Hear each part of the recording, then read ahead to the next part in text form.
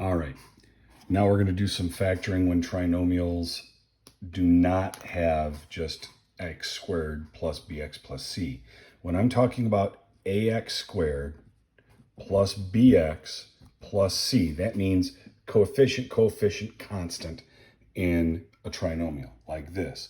It's not just when the a is 1, like this says right here. It's not when it's just a single one, when we had like this, x squared plus 3x plus 2. Okay, that is a 1 out in front. Those are the deliciously easy ones to be able to do. They are the ones that are really simple.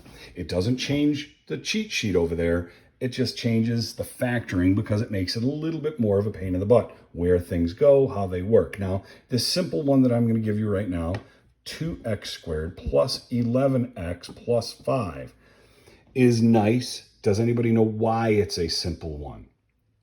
Not just because the numbers are small. Prime. There's only one factor for each. It's 1 times 5 here and 1 times 2 there. The factors for the first and the last of the trinomial are just prime numbers. So it's just 1 in itself. And it doesn't matter, it can flip-flop. It does not change this, that it is a plus. Doesn't change it. Doesn't change that there will be an x there. And the good news is, because it's a prime number and because these are exactly alike, it doesn't matter where I put the 2. It will eventually matter. And these are ones that you do need to test when you get these in here. I don't care where the 2 and the 1 go. I'm going to put the 2 and the 1 out in front there. It could have gone 1 and 2. The reason I say that is because it's plus. If it's minus, it doesn't matter. It's when it gets to the plus minus in those problems where you have to be a little bit more careful. The minus, plus minus up here. All right, now the 5 and the 1. This is where you have to be cautious.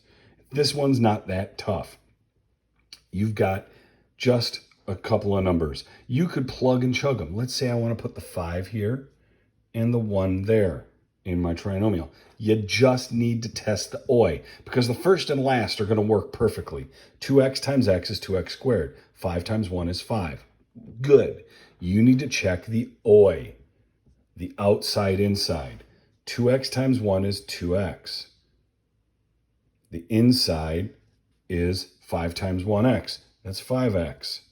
Since they're both positive, we add them. Does 2x plus 5x equal 11x? No. So that means we either have to flip-flop the 2 and the 1 or the 5 and the 1. Okay? Choose one of them. I'm going to choose this one, the 5 and the 1. So I'm going to put the 1 there and the 5 there. So let's test the OI. 2x times 5 is 10x. 1 times 1 is 1x. Since they're both positive, you add them, and it does make 11x. Do you see how that works? Not a big deal, not a problem there. Okay, so try some of these. I want you to work on these. Ask me some questions about them. They don't get too hideously difficult in here. They start to get to some uglier problems, but the majority of these are still just, prime numbers for the front part of it. It gets ugly when you start to get bigger numbers that are vastly more difficult to factor, and it will. But this, I'm letting you know, this is an easy worksheet for practice on factoring trinomials. I will be posting a slightly more difficult one over the weekend for you to look at and for us to work on next week. But I need you to work on a few of them over the weekend. So good luck. Hope that helps. Let me know. I will talk to you later. Thank you.